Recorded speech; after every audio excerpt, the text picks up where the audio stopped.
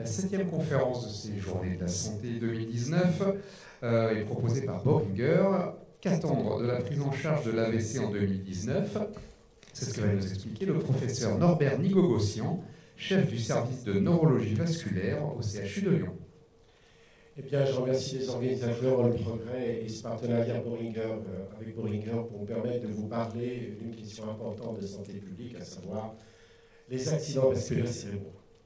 Alors, ces accidents vasculaires cérébraux sont principalement dus à l'obstruction d'une artère par un caillot. Ce caillot peut partir d'une plaque de cholestérol artériel au niveau cervical ou bien du cœur. Et ce caillot va boucher l'artère cérébrale et entraîner une perte de l'apport sanguin cérébral avec comme conséquence essentielle une destruction rapide du cerveau. Le deuxième mécanisme, c'est la rupture d'une paroi artérielle. C'est seulement 15% des AVC et ça se traduit par une hémorragie intracérébrale. Alors, c'est la première cause de handicap acquis chez l'adulte, c'est la deuxième cause de démence, la troisième cause de mortalité, c'est environ 150 000 patients par an avec 10 à 20% de récidive, et c'est surtout 8% des dépenses de santé publique. Pour avoir une entité, c'est environ 10 milliards d'euros par an. Alors, cet accident vasculaire cérébral, jusqu'aux années 90, il n'y avait pas de traitement, pas d'intérêt, et c'était marqué du sceau de la fatalité, comme l'illustre cette diapositive, cette iconographie, tirée d'un traité sur l'apoplexie du 19e. Alors, vous voyez un homme effondré, hémiplégique, qui a le regard détourné vers sa lésion cérébrale à gauche, et le médecin impuissant. Alors, qu'est-ce qui s'est passé? Eh bien, en 30 ans, on a assisté à des modifications fondamentales, des transformations fondamentales qui ont permis de mieux comprendre tout d'abord ce qui se passe quand une artère est bouchée et ce qui se passe au niveau cerveau, à savoir quels sont les mécanismes d'ischémie cérébrale. La deuxième chose qui a été démontrée, c'est qu'une structure spécialisée dans la prise en charge permet de réduire la mortalité de ces accidents. Ça, ce sont les années 80 avec les travaux des auteurs scandinaves. La troisième chose, c'est l'accès pour l'accident vasculaire cérébral à l'imagerie, soit l'imagerie en résonance magnétique, on y reviendra, ou le scanner. La quatrième chose, c'est en 30 ans, 35 ans, le développement des traitements qui permettent de traiter la thrombose et de prévenir les récidives. Et enfin, les traitements récemment mécaniques d'extraction du caillot, que je vous montrerai tout à l'heure, qui ont été extrêmement importants dans le pronostic des gros AVC liés à l'atteinte à l'occlusion des grosses artères. Alors tout d'abord, les mécanismes. Qu'est-ce qui se passe? J'ai pas de flèche, je pense. Pas de flèche, non. Alors qu'est-ce qui se passe quand une artère est bouchée? Alors vous voyez ici en haut, à droite, qu'il n'y a pas d'artère. Du côté gauche, ça circule. Du côté droit, ça ne circule pas. Eh bien, dès les premières minutes, vous avez d'emblée, en rouge, ici, une lésion irréversible, une destruction du cerveau. Et autour, cette lésion irréversible est circonscrite par une zone de moindre débit sanguin cérébral qu'on appelle hypoperfusée, ou pénombre, ou zone à risque. Si rien n'est fait pour déboucher l'artère, eh bien la zone rouge va s'étendre et le cerveau va être détruit. Et par conséquent, le handicap ou la mortalité sera au rendez-vous. Alors, pour vous donner une ordre d'idée, de représentation, vous voyez, ça va très très vite. Alors là, vous avez un malade qui est rentré pour avoir une IRM pour toute autre chose, et malheureusement, c'est au Danemark cet exemple, le malade sort de l'IRM et il tombe hémiplégique. Alors les Danois, mes collègues danois, ont dit on va regarder ce qui se passe. Et vous voyez la tache blanche, à 11 minutes, on refait l'IRM, eh bien elle va s'étendre progressivement à 3 heures, puis à 24 heures. Donc à 24 heures, en blanc, les 2/3 du cerveau à gauche sont détruits, parce que l'artère est bouchée. Deuxième chose importante, c'est la création d'une filière et la création d'unités neurovasculaires spécialisées. Ça a mis beaucoup de temps en France à se mettre en place.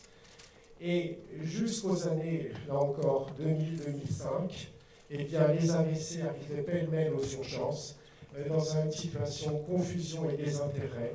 Il n'y avait pas de filière proprement dite, et naturellement, la création des unités neurovasculaires avec le plan Bachelot en 2008 a permis de mailler le territoire de 130 unités neurovasculaires avec celles dans les hôpitaux périphériques comme Villefranche, vu tout à l'heure, Valence, Vienne. On a à peu près, Bourg-en-Bresse, 5 ou 6 unités autour d'une grande unité qui est la nôtre, à l'hôpital neurologique aux Hospices civils de Lyon. Alors, la première chose à faire, quand vous êtes saisi d'une faiblesse d'un bras, d'une perte de la parole, il faut prendre ça au sérieux. Vous savez que vous avez le visage de travers. Eh bien, alertez le 15. Dans la mesure du possible, vous serez transféré à une unité neurovasculaire après un contact du régulateur du SAMU avec un neurologue vasculaire de garde, 24 heures sur 24. Et cela permettra d'être admis dans une unité. Alors, il est évident que tout le monde ne peut pas être admis à certains critères, et en particulier le délai des symptômes qui opèrent la sélection. Et à Lyon, on traite, ce qui est déjà considérable, 2200 malades par an dans une unité de 30 lits. Ça représente 50% seulement des patients qui sont traités dans ces conditions. Mais sachez que dans les années 2000-2005, c'était 1/5 seulement des malades qui étaient pris en charge dans une unité neurovasculaire. Donc on a considérablement progressé au sein de l'institution dans ce domaine. L'unité neurovasculaire, c'est ni plus ni moins qu'une unité où on concentre les malades. On peut les observer avec des infirmières qui vont les monitorer, qui vont regarder le déficit, son évolution, surveiller le cœur, etc. Donc c'est une unité où il y a beaucoup de spécificités pour prévenir les complications liées à l'accident vasculaire cérébral. Et du même coup, ça vous donne accès à l'imagerie. Et cette imagerie, aujourd'hui, de pointe, est avant tout représentée par l'imagerie en résonance magnétique. 80% de nos malades sont imagés grâce à cet outil fabuleux qu'est l'IRM. Dès les premières minutes de l'ischémie, vous avez une tache blanche là-bas qui signe l'accident. Ça vous permet de distinguer rapidement en noir de l'hémorragie. Donc c'est un outil multimodal qui vous permet d'apprécier les conséquences rapides de la chute du débit sanguin cérébral en rouge sur le cerveau, là. Et naturellement, lorsqu'il manque une artère, on le voit tout de suite et grâce à l'angiographie. Donc là, ces informations sont importantes. Alternativement, on peut utiliser un scanner de perfusion. Alors c'est moins sensible aux dommages tissulaires, aux dommages du tissu cérébral que l'IRM, mais ça donne à peu près les mêmes informations. Venons-en au traitement. Il faut rapidement reperfuser le cerveau. Sinon, c'est la catastrophe. Alors ces traitements qui visent à reperfuser le cerveau sont avant tout des traitements médicamenteux.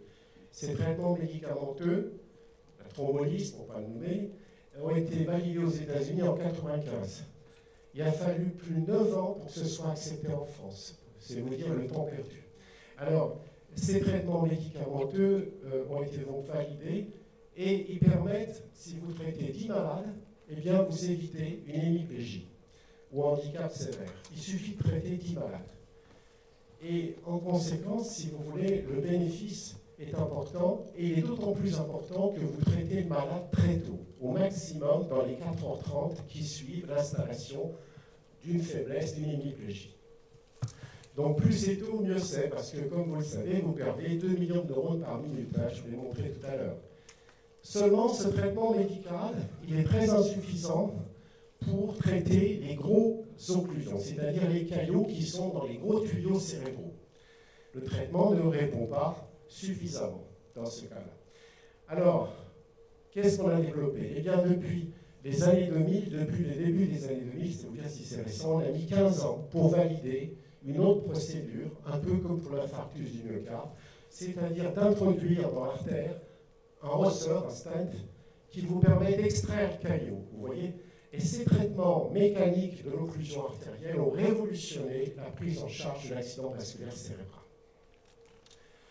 Il suffit de traiter, je vous ai dit 10 tout à l'heure avec le traitement médicamenteux, mais pour l'occlusion d'un gros tuyau, eh bien, il suffit de traiter 3 malades pour éviter une hémiplégie. Donc vous voyez un gain formidable, un effet extrêmement puissant démontré. Alors, qu'est-ce qu'il en est? Parce qu'il faut revenir là où on est, là, dans la région. Et dans la région, là, à Lyon, on concentre 60% de l'activité de thrombectomie. C'est énorme. Sauf que, malheureusement, pour le moment, on ne peut traiter sur toute la région que 8% des malades qui ont une occlusion des grosses artères. Donc, c'est dire l'importance de développer ces moyens parce qu'il y a indiscutablement une inégalité territoriale considérable. Actuellement, sachez que quand vous faites une hémiplégie à Annecy, il faut aller à Genève vous faire traiter si vous avez un peu de chance. Si vous avez dans le tiers ouest de la région, eh bien, vous avez Saint-Étienne qui n'est plus en mesure de faire, donc c'est un CHU, ce type de traitement. Donc, on récupère les malades de la Loire à Lyon, en partie. Donc, c'est dire la situation est relativement difficile en ce moment, avec des recrutements qui vont dans un rayon, qui s'effectuent dans un rayon de 150 km. Ça me paraît très important à signaler, parce qu'il y a une voie d'amélioration importante. Parlons maintenant de la prévention. Alors, la prévention, c'est tout d'abord de ne pas négliger les petits accidents transitoires. Perte de la parole de quelques minutes, une faiblesse d'un bras, ça doit vous alerter. Et il ne faut pas aller chez votre généraliste, il faut appeler le 15 là aussi. Et dans la mesure du possible, gagner un service d'urgence pour avoir des examens et un traitement adapté à l'accident, à savoir au moins un scanner. Donc il faut prendre ça très au sérieux parce que ces petits accidents transitoires, eh bien, ils peuvent annoncer un accident beaucoup plus sévère. Et les accidents sévères sont précédés dans 30% des cas par des accidents de quelques minutes seulement. Alors cette prévention est très importante, c'est une priorité. Vous savez qu'il y a un programme national au niveau de la prévention vasculaire. Et l'AVC est généralement la conséquence de l'interaction de plusieurs facteurs de risque. Il faut savoir que 10 facteurs de risque potentiellement modifiables sont associés à 90% du risque attribuable d'accident vasculaire. Ça veut dire qu'on peut prévenir l'AVC si on joue sur ces facteurs de risque. Au premier rang de ces facteurs de risque, vous avez l'hypertension artérielle et les maladies cardiaques, à savoir les palpitations et la fibrillation auriculaire. Donc deux plus tous les autres que vous connaissez. Et si vous regardez cette prévention, finalement, elle est analogue à celle de l'infarctus du myocarde. Quand on parle d'infarctus, les gens pensent au cœur. Nous, on pense au cerveau. Mais c'est la même maladie, ce sont les mêmes causes et ce sont les mêmes traitements. Tous nos traitements en neurologie vasculaire sont issus de la cardiologie, avec 15 ans de décalage. Et il serait quand même pertinent de réunir sur un même site les deux mondes, celui de l'hôpital cardiologique que vous connaissez sans doute sur le site est de Lyon et l'hôpital neurologique. Ce sont des vieux hôpitaux qui travaillent de manière cloisonnée. Nous avons proposé un décloisonnement pour une prise en charge globale des maladies neurocardiovasculaires. Malheureusement, malgré la pertinence de cette vision, si je peux dire, nous n'avons pas été entendus par nos autorités sanitaires. Donc, c'est dommage, mais pourquoi pas un jour? Parce que des gens qui travaillent ensemble, c'est toujours mieux que de travailler chacun dans son coin, surtout pour des patterns et des profils de risque communs. Alors, je dis un mot de la fibrillation atriale, c'est important. Cette fibrillation atriale, ce sont des irrégularités du battement cardiaque, des palpitations, associées ou non à une dyspnée à l'effort.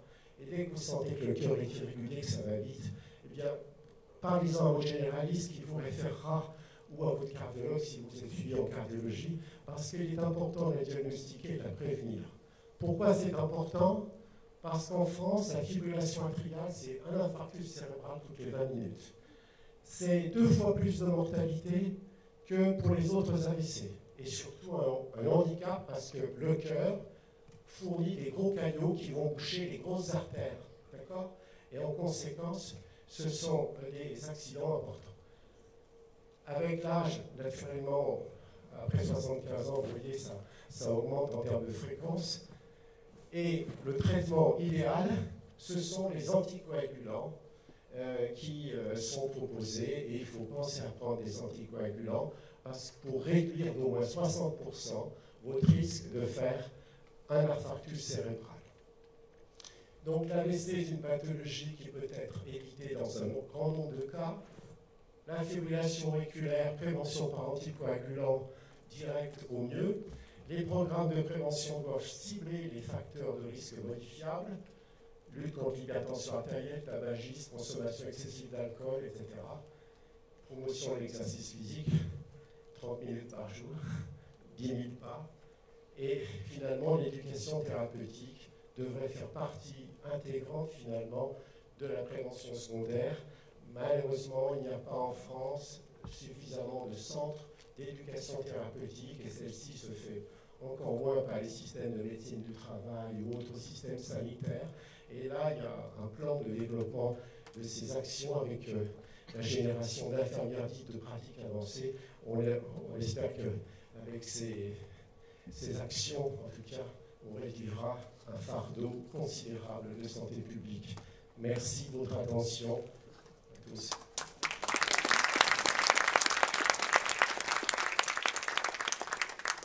C'est le moment des questions.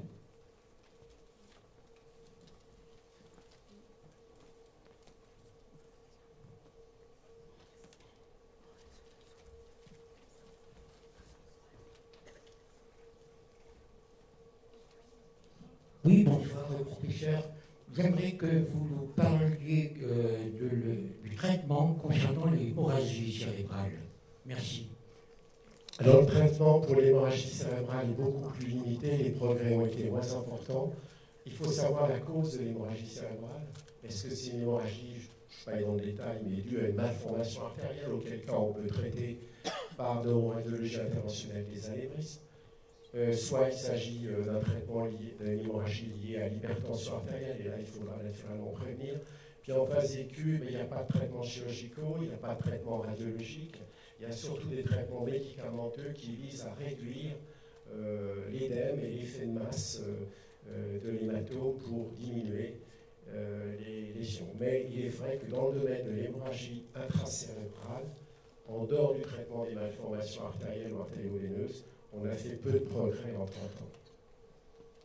Et que ça reste grévé de taux de mortalité l'hémorragie intracérébrale de 40 à 50% à un an.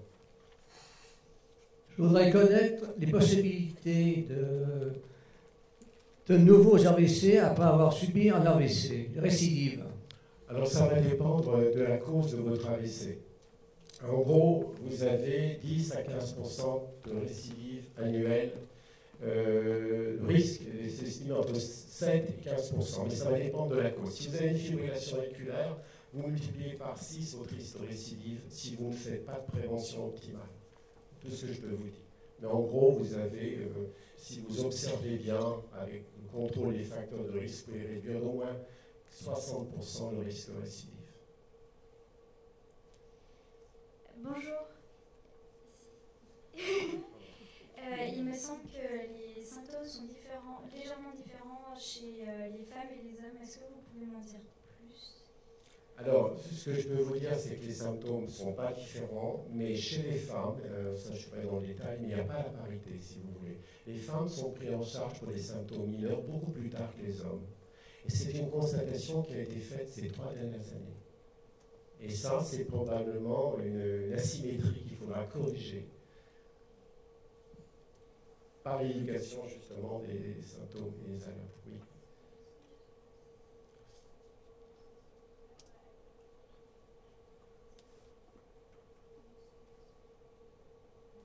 Non, ça n'a pas de rapport. Les douleurs scapulaires, ce n'est pas un symptôme d'AVC. Non. Je crois qu'il ne faut pas s'égarer. Il n'y a pas de douleur qui soit symptomatique d'un AVC. Une autre question. On dit beaucoup de choses, mais voilà. Est-ce que certains médicaments favorisent pas les AVC? Alors, il est vrai que quelqu'un qui prend des anticoagulants a un risque d'hémorragie cérébrale plus important, mais il réduit aussi son risque de thrombose. C'est bien, ça favorise les AVC. Mais vous avez certains médicaments, il faut éviter, par exemple, lorsqu'on en prend trop souvent, je donne un exemple, les décongestifs nasaux, l'actifène, par exemple. Il ne faut pas le nommer, dans le médicament, je fais une bêtise. Il y a du chlorhydrate de pseudoamphétamine. Et les gens qui en abusent, c'est comme les antimigraineux, si vous en abusez, ils peuvent créer des vasospasmes. Alors je je ne peux pas vous générer toute la liste des médicaments susceptibles de favoriser les thromboses, mais vous en avez quelques-uns où l'abus peut effectivement être un facteur prédisposant à la thrombose. Il n'y a pas toujours de relation objective. S'il vous plaît, ici, s'il vous plaît, tu m'entends? Oui, je vous entends. Voilà. S'il vous plaît, professeur, est-ce qu'un traitement de cardiologique à long terme peut favoriser des inconvénients circulatoires, quels qu'ils soient, s'il vous plaît? Alors, on sait que les antiagrégants, puisque vous parlez du cardiologique, eh bien, favorisent le risque hémorragique, mais en proportion très faible. C'est de l'ordre de 2% pour tous les 2 ans, enfin en gros tous les 2 ans. Donc c'est très faible, mais le risque, le bénéfice que vous allez en tirer est 8 fois supérieur au risque. Toujours pareil, il faut voir la balance risque-bénéfice. Une autre question. On vient de répondre, monsieur. L'aspirine, cardiologique, c'est pareil. Oui, madame. Et,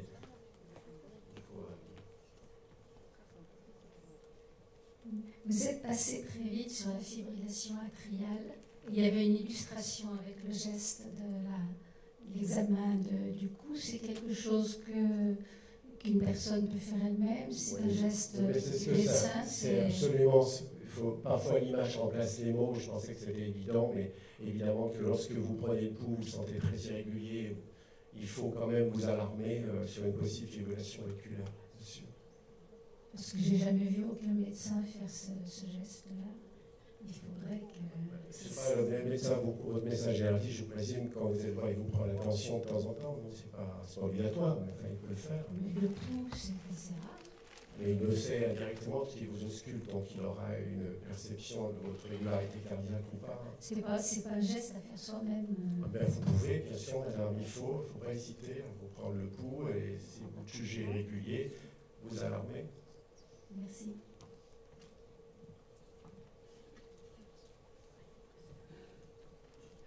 Y a-t-il d'autres questions?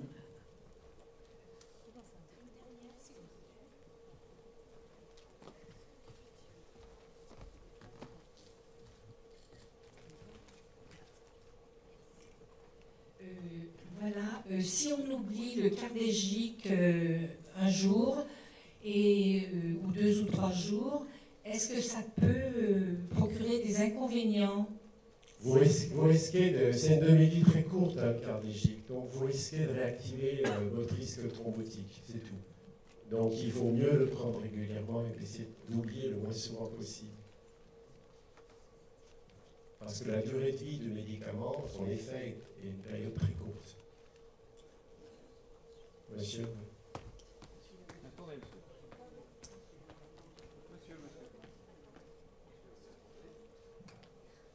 Est-ce qu'il est nécessaire de consulter régulièrement un cardiologue? Mais je ne pense pas qu'il est nécessaire de consulter régulièrement un cardiologue, sauf si vous avez des problèmes cardiaques bien connus, vous avez fait un infarctus du myocarde. Il faut un suivi évidemment cardiologique de votre état de santé par un cardiologue. À quelle fréquence, j'en sais rien, mais surtout la première sentinelle de la prévention, c'est votre médecin traitant qui, à l'occasion de vos visites, peut vous prendre l'attention, faire le point sur les facteurs de risque, surveiller votre diabète, votre tension, etc. Quelqu'un souhaite poser une autre question?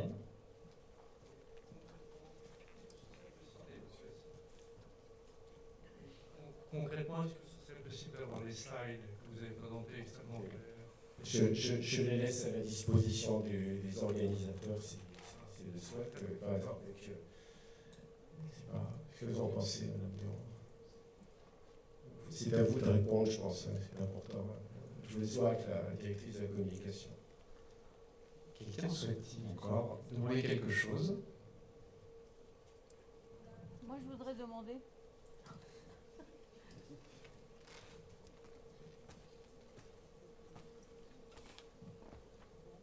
Oui, bonsoir monsieur. les problèmes de vue pourraient être, disons, un prémisse à l'AVC, non? Alors bien sûr, je ne vais pas détailler tous les symptômes, mais la perte brutale de la vision d'un seul œil pendant 5 minutes, où il y a un rideau qui s'abaisse sur votre œil, ça peut être un embol dans une artère de la rétine, si vous voulez.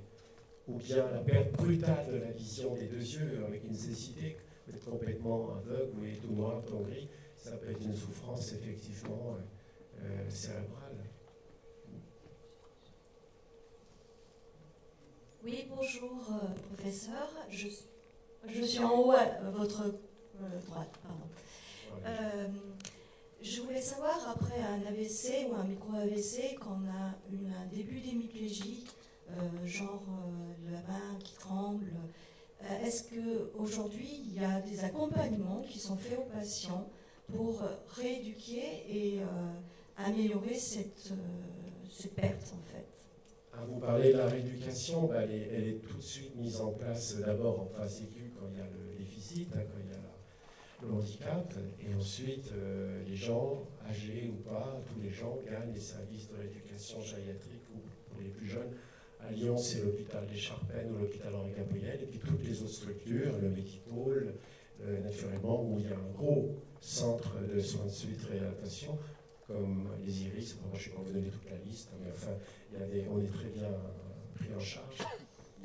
Et ensuite, on peut évaluer le handicap en ambulatoire dans tous ces centres. Une fois que vous retournez chez vous, vous n'êtes pas abandonné, et vous pouvez refaire le point sur votre niveau de récupération à distance.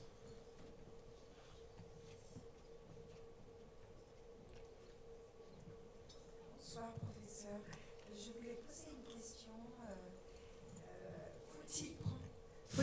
Faut-il prendre des statines en prévention quand on a eu déjà un AVC ou un AT, sachant que la famille a déjà eu des problèmes d'infarctus est-ce que peut être nécessaire?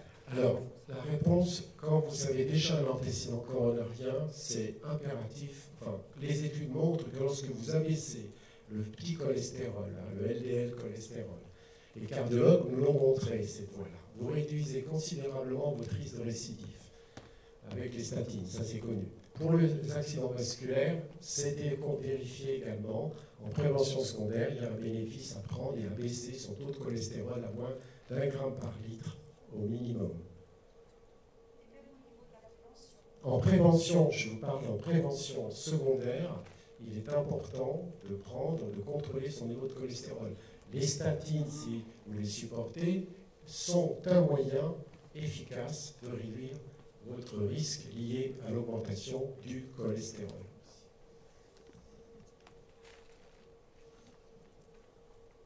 Bonsoir, professeur. Je voulais savoir où en était l'étude concernant le FOP.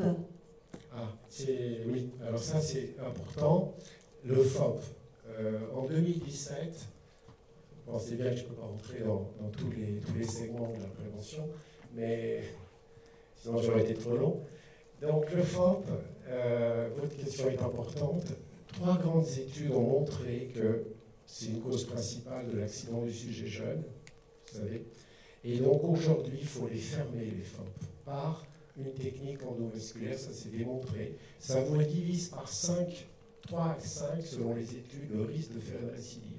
Alors ça se ferme par on met une membrane entre l'oreiller droite et l'oreiller gauche, parce que le FOP, pour ceux qui ne savent pas, c'est une communication entre le cœur droit et le cœur gauche, et grâce à un trou qui normalement se ferme à la naissance, mais qui peut rester perméable chez l'adulte, et donc on le ferme par une sorte de membrane de cellophane qu'on place par voie endovasculaire, et pas d'intervention, ça se fait par un radiologie interventionnelle, cardiologue interventionnel qui fait ça. Donc c'est important, oui. Je viens de dire, c'est surtout chez les jeunes, en gros, alors bon, ça fait un peu faire peine à l'audience, mais au-delà de 60 ans, ça vaut beaucoup moins de coups, si vous voulez.